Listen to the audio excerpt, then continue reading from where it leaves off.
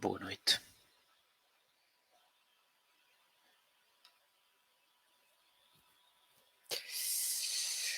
Aqui. Vou abrir então as perguntas. Dado que hoje decidi fazer de forma diferente, estou só à espera que a página abra.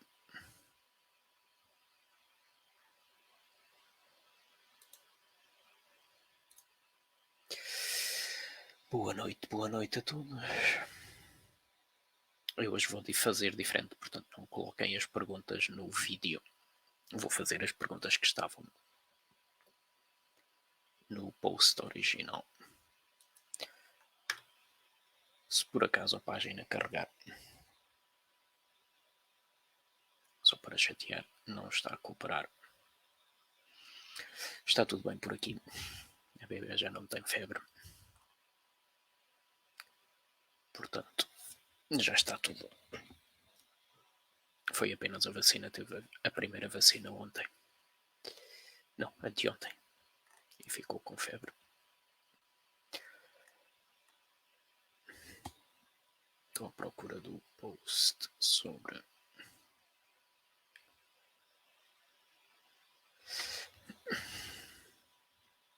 Ok. Já o encontrei, finalmente. Ok. Portanto, é este aqui. A primeira pergunta, que é aquela que tenho mais votos, é esta com 32, do José Amorim. Deixa-me ver se consigo controle.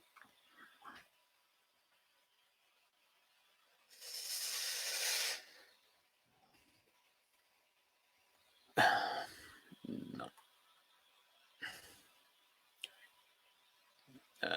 Está demasiado grande agora.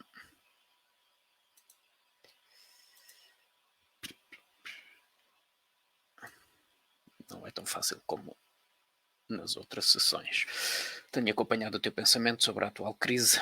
Há um aspecto das tuas previsões para o qual não consigo encontrar a racional, que é a possibilidade de uma segunda vaga. Pois isto não vai funcionar, porque vão estar sempre a enviar-me mensagens. Não vai, não. Está sempre a mostrar isto. Como é que um país como Portugal, em que é provável a taxa de imunização seja baixa, não voltará a ter um surto epidémico quando as condições propiciarem nova disseminação? A menos que algo extraordinário aconteça, uma vacina. Ok. So, a resposta em duas partes. Para já, nas próximas semanas e próximos meses, as condições ambientais não são então propícias a que haja uma segunda vaga, que haja um ressurgimento da infecção. Portanto, a radiação solar fez parar e está a parar a mensagem, a infecção.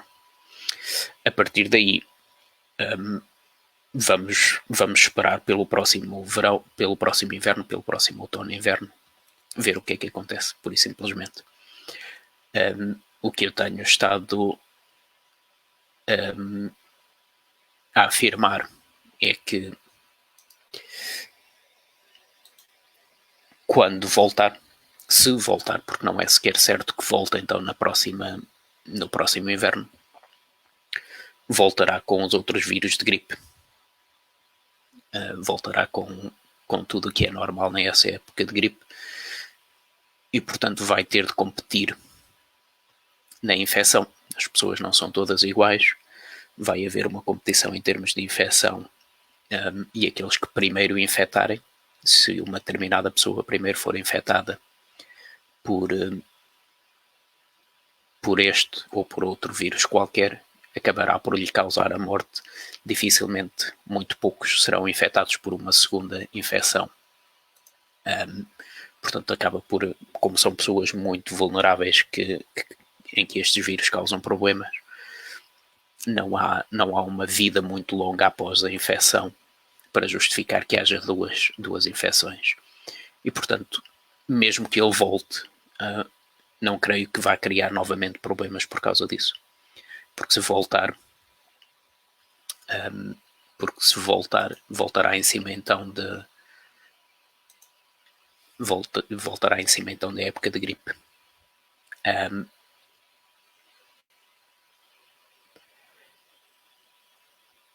Entretanto, também durante o verão, a infecção nunca para completamente. Não é por ser verão que ela para por completo, há sempre alguma infecção. O sol não consegue parar completamente nenhuma infecção, não faz cair muito a velocidade da infecção, mas ela continua a existir sempre. Portanto, durante o verão continuamos também, as poucas pessoas que vão ser infectadas vão continuar a decair a imunidade.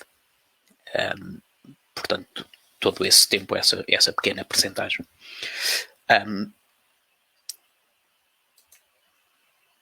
E a combinar também com isso, a infecção já fez muito do que tinha a fazer. Portanto, a imunidade, o que é que ela tenha afetado agora, já cria imunidade, e isso já vai tornar mais difícil, mesmo que ela volte no próximo inverno, já vai tornar mais difícil que volte a arrancar, que volte a conseguir criar um novo surto, porque já há alguma imunidade. Portanto, o que é que ela tenha feito agora, já vai brincar, já vai jogar contra ela na próxima época. Terá feito alguma imunidade com as indicações de que temos de que estas infecções com 30% normalmente já não fazem estragos nenhuns. E além disso, há a indicação do estudo de Liverpool que poderá ser muito mais baixo do que os 30%. 15% poderão ser suficientes para fazer abrandar significativamente. Estamos a falar da possibilidade de que a infecção já ter feito uma boa parte disso. Houve infecção, não sabemos ao certo ainda quantos é que têm anticorpos, com certeza, porque em Portugal ainda não há estudos de anticorpos, mas haverá uma percentagem que já teve contacto e que está imune e que, portanto, já vai abrandar mais essa potencial segunda vaga que apareça no inverno. Portanto, o arranque nunca vai ser tão dramático. E depois a evolução vai ser sempre em competição com os outros vírus. A probabilidade de voltar só novamente já no final da época de gripe, como aconteceu este ano, será muito baixa. Será muito raro, muito difícil que eu volte já fora da época de competição. 32, 17, 15, 15, 15. Creio que o próximo seria... Estou a tentar ver qual é que é a próxima que tem. 17. Este modelo não funciona muito bem. É uma dor de cabeça para gerir isto assim. Um, 17. Viu do Gastão? O Gastão é 15. Ok, o próximo então do Miguel.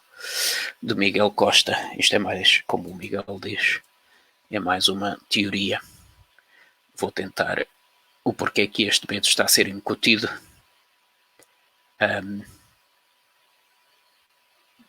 Todo o medo. Eu não vejo absolutamente nada de intencional nisto. Não preciso de teorias muito complexas para explicar o que a estupidez e os interesses imediatos conseguem explicar. Na minha perspectiva, não houve intenção de incutir medo nenhum. Houve medo que foi gerado por imagens que vinham da China. A China gera essas imagens porque é uma ditadura e entra à bruta em Hubei e em Wuhan, depois de ter andado a adiar, criam um problema para eles próprios e entram à bruta e criam essas imagens. E, portanto, o medo vem daí, vem das imagens que chegaram da China, de serem muito dramáticas na forma como a China decide lidar com isto, e a partir daí é um efeito bola de neve. Cada vez mais medo, e as imagens da Itália acabam por criar o medo real, um medo que se torna real na Europa, porque junta-se o que se tinha visto da China com aquilo que se vê da Itália, e a Itália é muito perto, Porque é que este medo continua?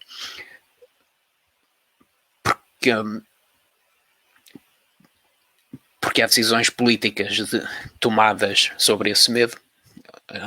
Há uma exigência de toda a gente. Era praticamente unânime. Em março era unânime que era preciso fazer aquilo e, portanto, há decisões políticas tomadas sobre isso. E agora, por simplesmente, não há político nenhum que vá dizer que foi um engano. Primeiro, é impossível saberem quantas pessoas é que os apoiam ou não. É impossível praticamente saber atualmente se é a decisão, se mais de 50% das pessoas apoiariam agora um levantamento de todas as medidas, ou se ainda vão perder muitos votos e, portanto, não vão recuar, não vão assumir que possa ter sido um erro.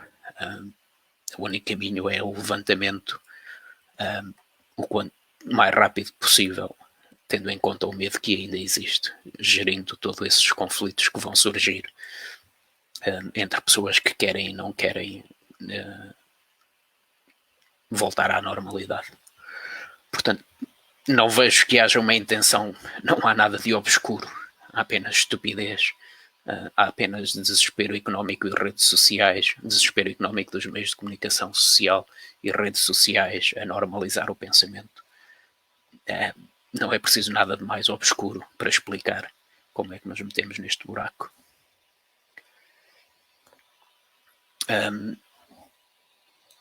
O outro, Gastão. Dos modelos epidemiológicos, podes comentar os modelos epidemiológicos, começa a falar e consideram populações heterogéneas, resultando em percentagens muito inferiores para atingir a imunidade de população. Portanto, o estudo de Liverpool, os que consideram a população homogénea, como o Imperial, resultam do estudo de GAD. Por que razão a OMS não intervém nesta área? Ok, 3 perguntas. Sim, eu já tinha, desde o início, que afirmava que estas infecções precisam apenas de 30%. Tinha sido aquilo que tinha aprendido em Munique. Não tinha nada de muito concreto. Várias pessoas me tinham perguntado qual era o estudo, onde é que eu ia buscar essa percentagem. Não havia nada de concreto, era apenas aquilo que tinha estudado. E isso já vem precisamente da observação. Esse 30% já não é um modelo teórico, já é muito mais baixo do que o modelo teórico e vem da observação de que as infecções pulmonares muito raramente passam os 30%. É praticamente impossível o número de casos conhecidos em que os testes serológicos dão mais de 30%. São inexistentes em termos estatísticos. Portanto, já se sabia pela observação, a indicação é precisamente essa de que nos 30% param. Sim, as populações são heterogéneas, as pessoas mais vulneráveis, em especial neste vírus, são muito mais velhinhas e, portanto, são muito heterogéneas, têm comportamentos muito diferentes. Essas pessoas mexem-se muito menos, passam muito mais tempo em casa, têm comportamentos sociais mais restritos e, portanto, isso tem influência muito grande no comportamento das infecções. E, portanto, é importante ter a noção e modelar tudo isso. E são esses efeitos também que levam então à observação, que não é modelação, mas que levam à observação de que as pulmonares têm esse tipo de comportamento, são muito menos agressivas do que os modelos teóricos. Os modelos do Imperial College, sim, o modelo do Imperial College vem, a primeira vez que ele foi usado, ou pelo menos a primeira vez que eu sei que tenha sido usado, foi precisamente para modelar infecções veterinárias. Foi com a Foot and Mouth Disease primeiro e depois com a doença das vacas loucas. E, portanto, o código que faz essa simulação parece ter vindo daí. Embora eles depois digam que o fizeram, que o adaptaram para a influenza com a gripe suína. Mas, uma vez mais, os resultados que eles apresentaram nesses 3 casos são desastrosos. Resultaram no abate de milhões de vacas nessas 2 doenças. Portanto, de onde é que vem sim, creio que a base é precisamente das doenças veterinárias. Por que razão a OMS não intervém nesta área? Isto depois perguntas também em baixo porque é que a OMS só estão focados em combater. Porque a origem da OMS em grande parte é essa. Historicamente a OMS, o grande motor, a grande justificação da OMS, o grande trabalho da OMS foi precisamente o trabalho de vacinação e de extinção, ou quase extinção de muitas infecções. Portanto, eles têm um trabalho muito significativo, muito relevante, de muito valor em campanhas de vacinação. E em grande parte a OMS tem a raiz nisso. Portanto, eles estão habituados e eles têm os métodos, têm o que eles sabem fazer é precisamente lidar com infecções. Detectar e depois lidar com infecções e com epidemias. Porque é que eles não trabalham em modelação? A OMS praticamente não tem trabalho deles. A OMS é pouco mais do que uma junção de todas as DGS do mundo, ou de quase todo o mundo. Portanto, a OMS em si é uma estrutura política. Eles têm relativamente poucos recursos próprios. Tem bastantes pessoas em termos absolutos, mas em termos do que é preciso para o mundo todo, eles dependem muito mais das estruturas nacionais para efetivamente fazer as coisas. Não sei porque é que não fazem modelação. Sinceramente, a modelação em infecções está em fases muito iniciais. Não há modelações robustas em lado nenhum. Não conheço, embora já não trabalhe com isto, já não estudo isto há demasiado tempo, mas não conheço atualmente nenhum modelo capaz de prever, capaz de modelar bem a sazonalidade das doenças. Só a partir daí, todas estas doenças, não há nada que seja efetivamente capaz. Imunidade e sistema imunológico. Começa a haver mais consciência que um sistema imunológico bem preparado para combater epidemias virais, sendo mesmo a nossa principal trend. Porque é que não lhe dão a devida ênfase? Isto provavelmente é mais social do que nada.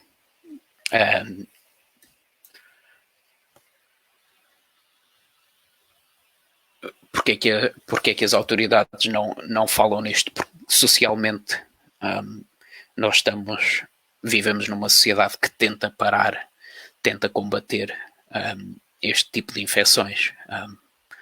O conceito social, e é isso também que nos leva a fechar os países, é que é possível parar as infecções, que é possível criar uma cidade, criar um modo de vida em que deixa de haver infecções. Essa ideia existe muito. E, portanto, as autoridades nem sequer dão o devido ênfase precisamente à ideia de que o sistema imunológico é o nosso principal aliado, que não devemos. Não parece ser correto termos como objetivo viver numa vida sem infecções. As teorias apontam cada vez mais que é essencial manter o sistema ativo, o sistema imunitário ativo, e que não devemos viver em bolhas, em redomas, porque isso acaba por não o aprimorar, não o ativar, não o manter ativo. Mas isso é muito mais abrangente do que as próprias entidades. Isso é provavelmente muito mais social, é muito mais a nossa forma de pensar do que propriamente uma questão de educação. 13, 15. A ver se não salto nenhumas. 13, 15, 15. A outra 15 do Arthur Paulo. Espero bem que não haja nada mais com mais. Arthur Paulo. E depois a outra da Teresa. Arthur Paulo. Esta dúvida persiste.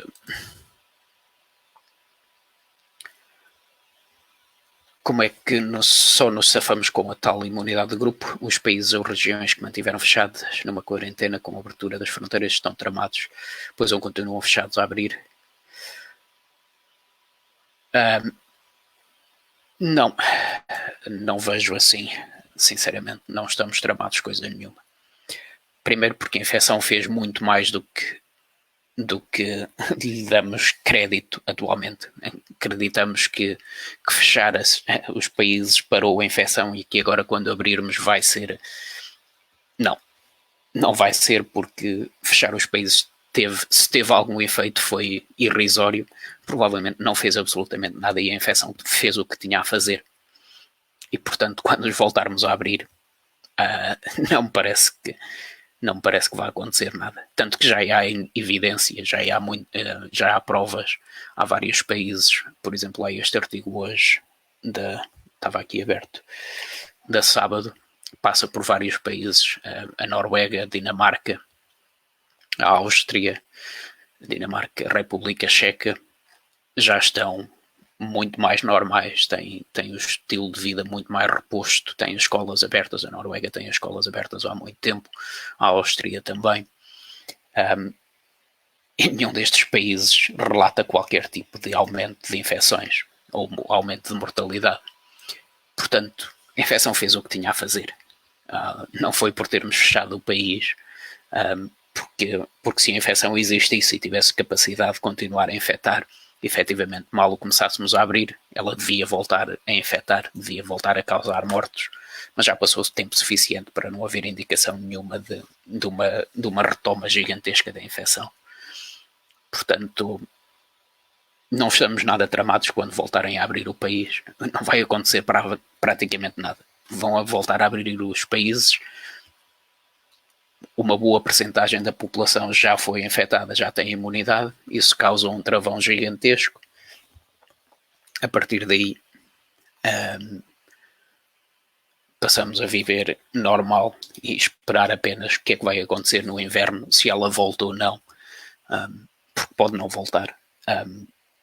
E quando voltar, se queremos voltar a fazer testes sobre esta doença ou se nem sequer isso vale a pena, e se a deixamos viver como sendo um caldeirão da gripe, e seguimos em frente.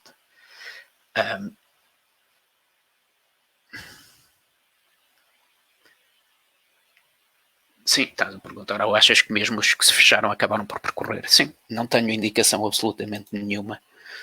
Não tenho indicação absolutamente nenhuma de que fechar os países alterou o comportamento do que quer que seja. Ainda não vi nada, não vi a reação das curvas, as curvas na subida não reagiram às medidas, portanto, há indicação, se fizermos como há para o Reino Unido e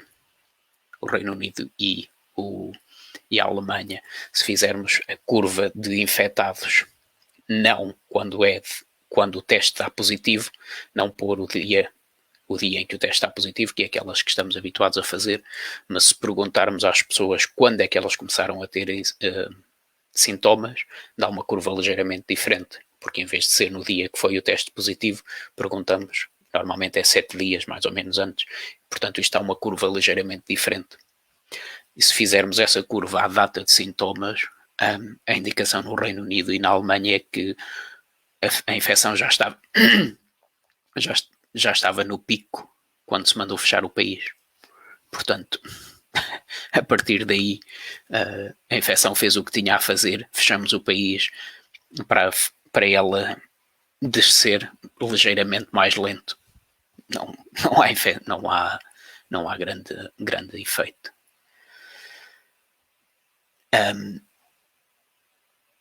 E o mesmo em Espanha. Em Espanha, a curva de infectados à data de sintomas é um dia antes do pico. O fecho é um dia antes do pico nessa curva. Portanto, não há grande impacto. Teresa, olá André. Se fosse pela gestão do medo, achas que se justificaria alguma medida em Portugal? Não. Se não fosse pelo medo, tanto que durante muito tempo o que eu escrevi foi: devemos voltar a abrir o país, voltem a abrir o país, dei-me a minha liberdade, ponto final. Mudei de opinião mais perto de quando foi levantado o estado de emergência, porque apercebi-me do risco que existe, do medo que ainda existe, e portanto só se justifica voltar a abrir o país lentamente, que não se justifica sequer lentamente, mas faseadamente. Devia ser mais rápido do que estamos a fazer. Não vejo razão nenhuma para demorar mais do que um mês a voltar a ter tudo ativo. Mas não há outra razão que não o medo. Não vejo absolutamente risco nenhum na infecção. A letalidade conhecida da infecção é baixa. As curvas de infecção são compatíveis perfeitamente com aquilo que era expectável. O famoso fechar na semana 19, 20 é uma indicação muito forte de quem está a mandar na infecção. É o tempo, é o ambiente, e portanto não há razão, não vejo razão nenhuma para não voltar a abrir o país que não seja a gestão do medo, que não seja manter as pessoas que ainda estão com medo em algum tipo de racionalidade para não haver conflitos, porque o risco é que haja mesmo conflito social, que haja distúrbios, que haja distúrbios nas ruas. Portanto, é apenas essa gestão de medo. 13, do António Nogueira.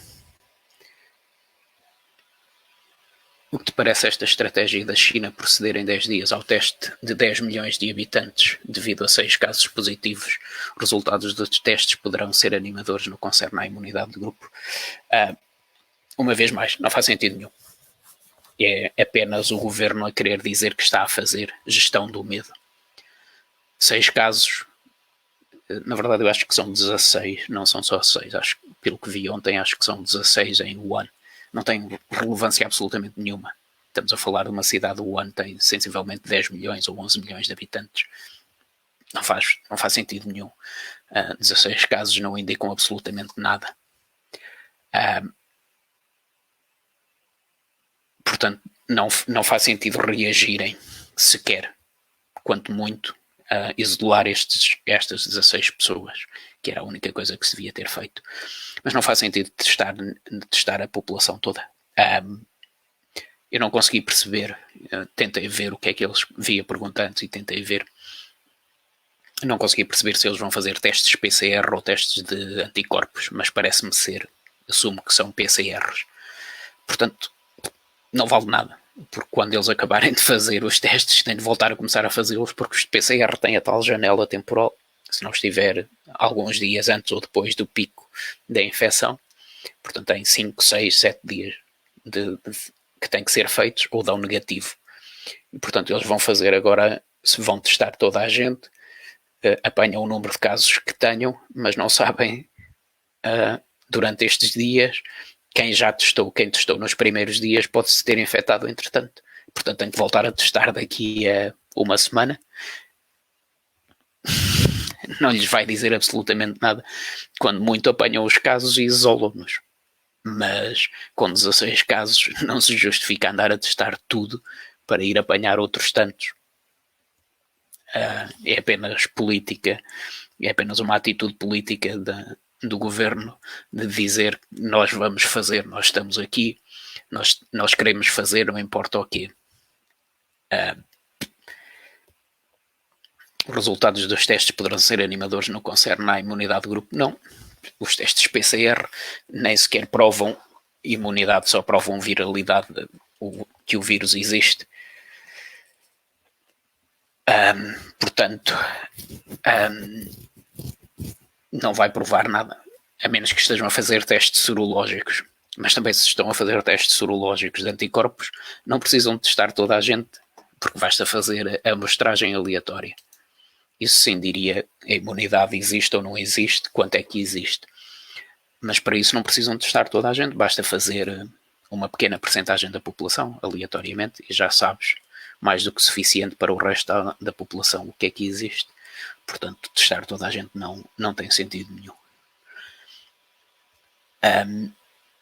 13. Há outra com 13 também aqui em cima. Deixa-me ver então. Nuno Rebelo. Vou fazer mais 10 minutos, talvez. Não dormi muito esta noite. Há alguma evidência da vantagem de parar voos entre países neste tipo de epidemias? A evolução seria muito diferente. Poderiam recomeçar sem restrições. Ah, não conheço estudos objetivos, portanto o que eu vou dizer é apenas lógica de raciocínio. Primeiro, há a opinião do epidemiologista sueco, que diz que fechar as fronteiras é uma estupidez nesta altura porque todos os países têm infecção e, portanto, vai dar ao litro. Portanto, a primeira, se tem vantagem a parar os voos, nesta altura, pelo menos já não. Já existe infecção entre todos os países. Vamos estar apenas a mudar as pessoas, eventualmente.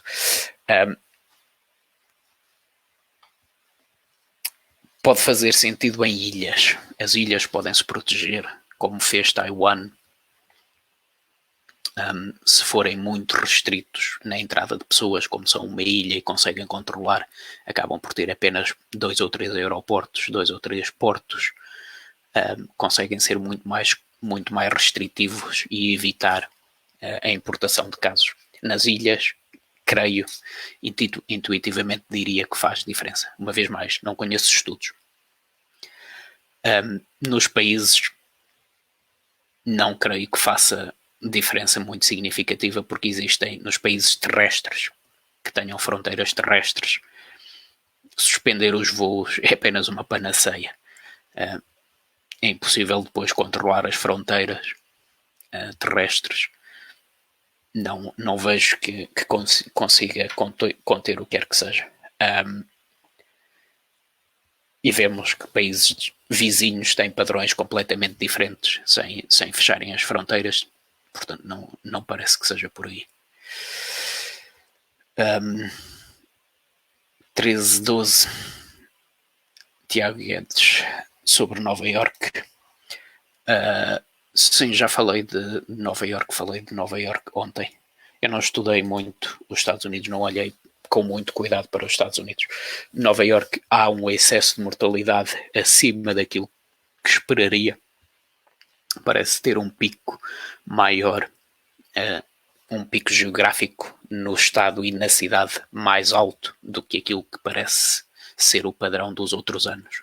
Parece ter concentrado mais em Nova Iorque do que concentrou na Europa. Na Europa não há nada, não conheço nada que seja tão excessivo em relação ao resto do país. Mas também está muito associado ao bairro, à cidade, a parte da cidade pelo menos está muito associado ao bairro de Bronx, que é um bairro bastante pobre. E infelizmente condições de higiene e condições de habitação mais pobres são sempre palha para fogo em infecções e infecções pulmonares também. Portanto, haverem esses bairros muito pobres em Nova Iorque, o que é chocante, haverem bairros tão pobres num país tão rico como os Estados Unidos, de um tamanho como são os de Nova Iorque, parece ter criado condições para uma concentração geográfica significativa. Mas, em termos genéricos, o que se passou nos Estados Unidos como um todo é perfeitamente normal. A mortalidade não está... Acho que ainda não passou os 60 mil como um todo. Não, já passou. Já vai nos 80 mil. Já passou aquilo que seria de esperar da gripe, mas não é 2, 3, 5 vezes aquilo que é normal numa gripe. Portanto, não é de todo chocante ter uma mortalidade desta grandeza. E como os Estados Unidos também são mais diversos em termos climáticos, também é normal que se expanda agora. Portanto, esta tem... onde é que tu estavas? Já não sei. 12, 10, 13... 13... Vou fazer uma de 10, então acho que é o que está a seguir. 10, Filipe Clemente. Olá, Filipe. Muito obrigado pelas legendas. Não sei se querias que se soubesse. O Filipe foi quem traduziu o vídeo para alemão. Se não querias que soubesse, lamento. Faz algum sentido se neste momento, ou seja, nos próximos dias, o RT aumentar ligeiramente acima do 1 intensificar? Não. Confinamentos ou as outras? Não. Primeiro porque o RT que tem sido publicado na Alemanha, o Robert Koch Institute, tem sido bastante profissional em publicar que as variações estatísticas, as variações do ruído estatístico por causa do ruído dos testes, explicam as subidas e descidas do RT muito mais do que uma infecção a aumentar ou a descer. Portanto, eles têm tido esse cuidado. A partir daí, estar a tomar medidas porque o R, que está cheio de ruído, subiu ligeiramente acima do 1, não faz sentido nenhum. Isso é apenas conversa política, dizer nós vamos fazer, não, nós vamos fazer. A menos que o R dispare para 5, 6, 8, 18. Aí, se disparar para uns 18, que é o mais alto que nós conhecemos em infecções, aí haveria necessidade de reagir. Passava a ser uma infecção muito rápida. Subir 0,1% é ruído estatístico. Não creio que se justifique absolutamente nada. É apenas atitude política de gerir o medo, de dizer que estão a fazer qualquer coisa com uma tentativa de sustentar cientificamente com um gráfico. 10. Vou fazer a última. 13.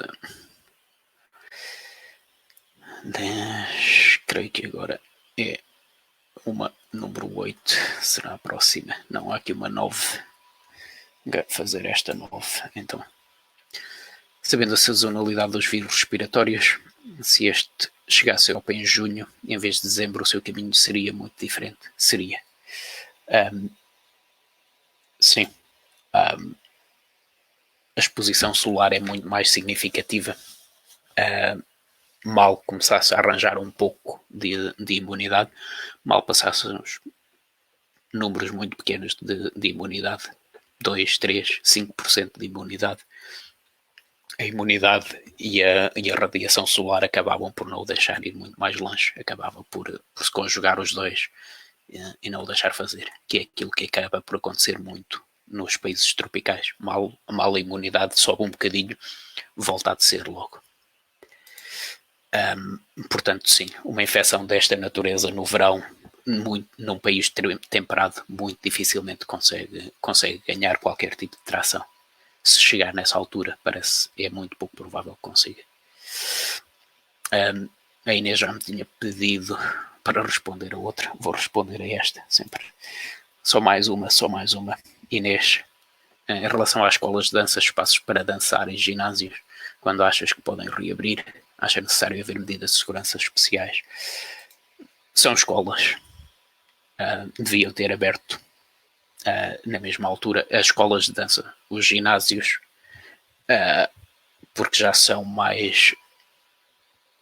As pessoas que frequentam os ginásios podem ser mais velhas em relação às escolas de dança, considerando as escolas, pessoas abaixo dos 20 anos. Deviam abrir com as escolas e as escolas já deviam estar abertas. Não vejo razão nenhuma para não abrirem juntamente com as escolas, considerando que a média de idade será baixa. Nos ginásios, a Bola tinha-me perguntado o mesmo também na entrevista e eu recusei-me a dizer, porque eu não conheço a realidade dos ginásios em Portugal. Portanto, não sei em termos de condições o que é que será o normal no ginásio em Portugal, se há bastante espaço aberto ou se eles são bastante mais confinados e mais restritos. Mas, uma vez mais, tudo isto é gestão de medo. A abertura faseada é apenas gestão de medo. Portanto, não é o risco em si, é a probabilidade de esses espaços, ao abrirem, criarem criarem uma infecção, criarem um ponto de alarme. Portanto, é apenas gestão de medo. Não vejo razão nenhuma. Se achas necessário haver medidas de segurança especiais, não. Se as pessoas quiserem estar mais afastadas enquanto estão lá dentro, que o façam, mas máscaras, não vejo justificação nenhuma para haver máscaras, para haver nada de excepcional, tal como nas escolas. As escolas deviam abrir, ponto final, sem qualquer tipo de medidas.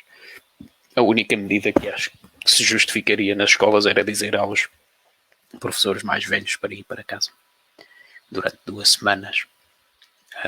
Professores mais velhos ou em grupos de risco. Ok. Ficamos por aqui hoje. Já não há nenhuma. Todas as outras perguntas ficaram apenas pelos 2, 3, dado que decidi fazer isto hoje desta forma. Ficamos por aqui então. Boa noite. Obrigado a todos pelas perguntas. Ficou bastante mais confuso do que no método anterior. Tenho de voltar a repensar. Não sei se vou fazer amanhã. Estou bastante cansado. Provavelmente amanhã vou dormir.